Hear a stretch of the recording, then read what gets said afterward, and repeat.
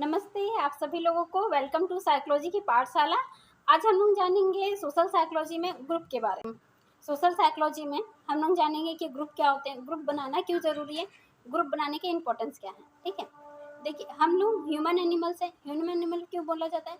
क्योंकि हम लोग को एक दूसरे की ज़रूरत पड़ती है। कभी सोशल एनिमल है और हम लोग को कभी ना कभी ग्रुप की आवश्यकता पड़ती ही है। चाहे अपने हैप्पीनेस को लेकर हो या अपने प्रॉब्लम्स को लेकर हो, तो हमें एक ग्रुप की आवश्यकता पड़ती है जिससे हम अपनी प्रॉब्लम शेयर कर सकें, अपने हैप्पीनेस को शेयर कर सकें। इसके लिए हमें ग्रुप बनाने की आवश्यकता पड़ती है।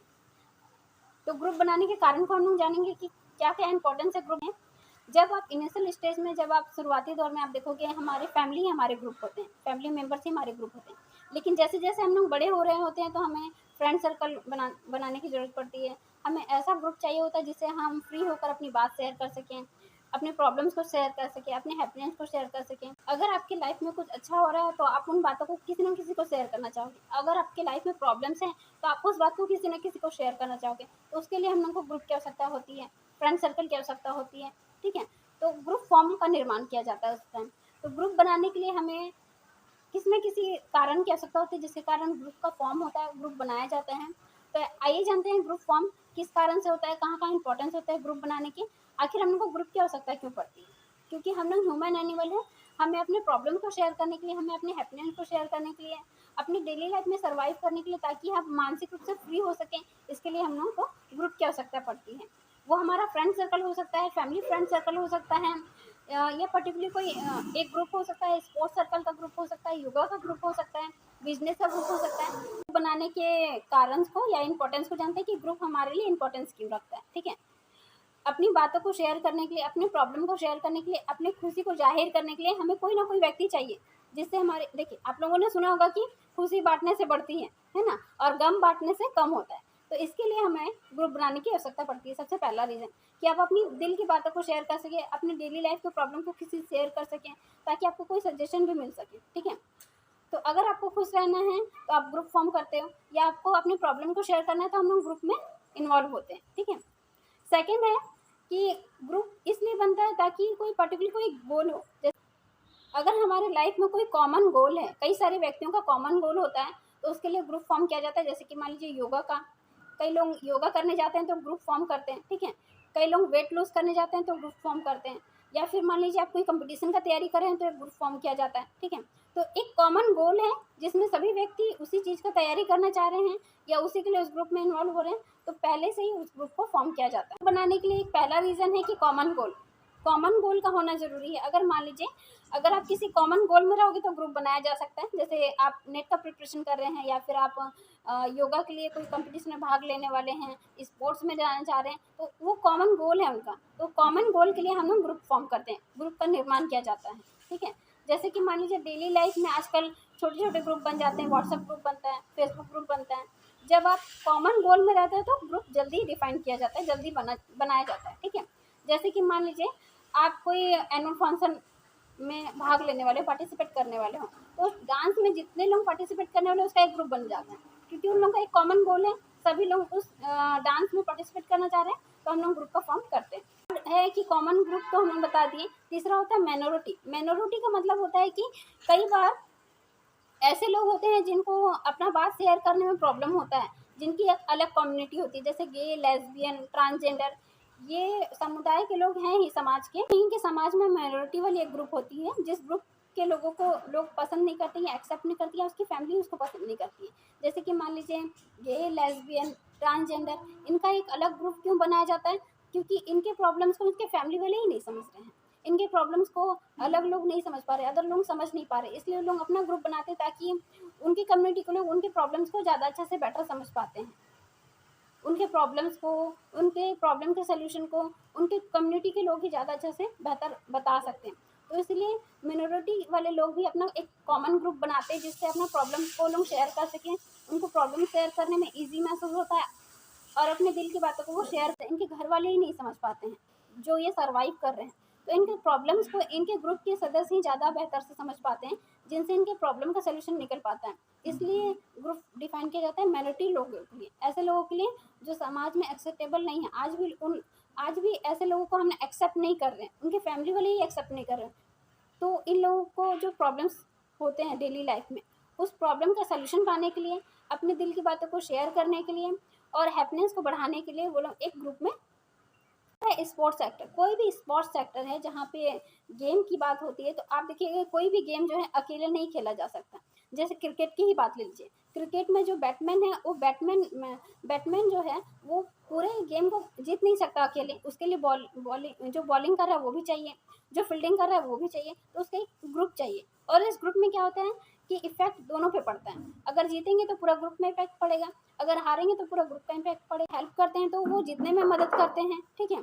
और जो भी उस ग्रुप में कोई प्रॉब्लम्स हो रहा है तो उस प्रॉब्लम का सोल्यूशन वो लोग मिल के निकालते हैं। तो इसलिए स्पोर्ट्स एरिया में ग्रुप का होना ज़रूरी होता है। आप पुरानी लोकोक्ति तो सुनी होगी कि अकेला चना भार नहीं फोड़ सकता। ये इसका लोकोक्ति का क्या अर्थ है कि आप कोई भी काम को अगर ग्रुप में रह के करते हो तो आप उसमें जल्दी सक्सेस हासिल करते हो। जैसे स्पोर्ट्स का ही बात कर लीजिए, कोई भी जो गेम है उसमें बिना ग्रुप का आप उस गेम को खेल नहीं सकते, जीत नहीं सकते। तो इसलिए ग्रुप का होना ज़रूरी है।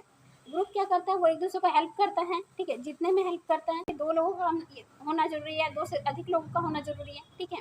या फिर मान लीजिए वो लोग फिल्म बनाते हैं, ऐड बनाते हैं, कोई भी व्यक्ति अकेले फिल्म नहीं बना सकता, उसमें एक टीम लीडर का होना जरूरी है, एक ग्रुप का होना जरूरी है।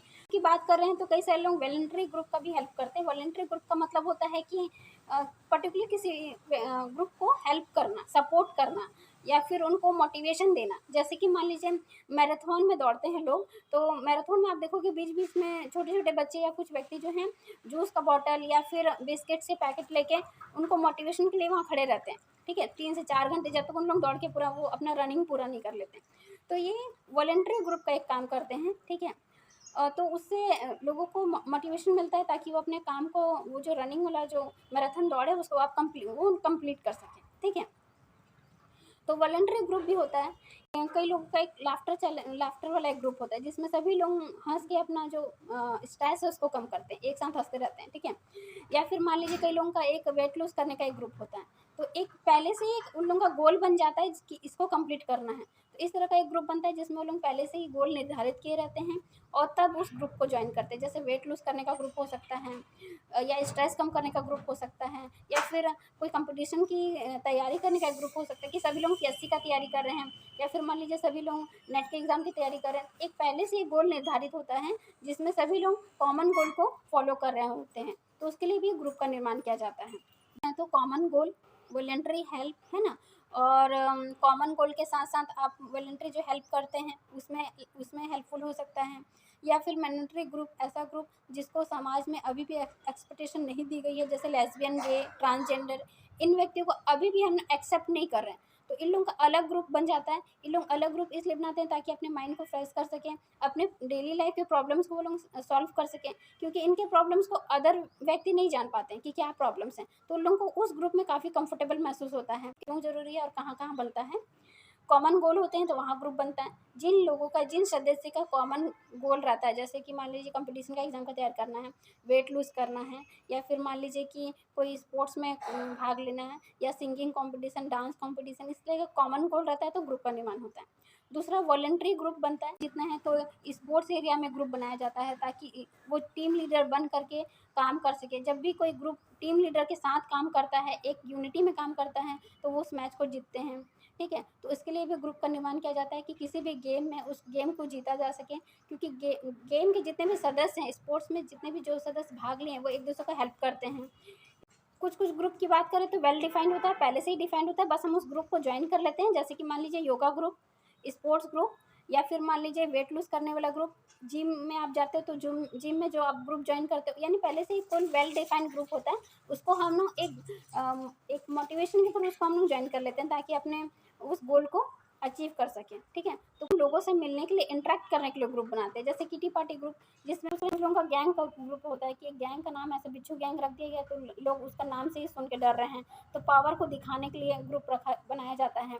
सिक्योरिटी के लिए ग्रुप बनाया जाता है ताकि एक ग्रुप में रहेंगे तो लोग हमला नहीं कर सकते। आप देखोगे कहीं भी जाते हैं तो कुछ लोग ग्रुप में जाते हैं ताकि लोग अटैक ना कर सकें, ठीक है। तो ग्रुप का निर्माण इसलिए भी किया जाता है ताकि सुरक्षित रह सकें, सेम समुदाय के लोग उसमें रहते हैं ताकि अन्य समुदाय के लोग उसको कमेंट पास ना कर सकें, ठीक है।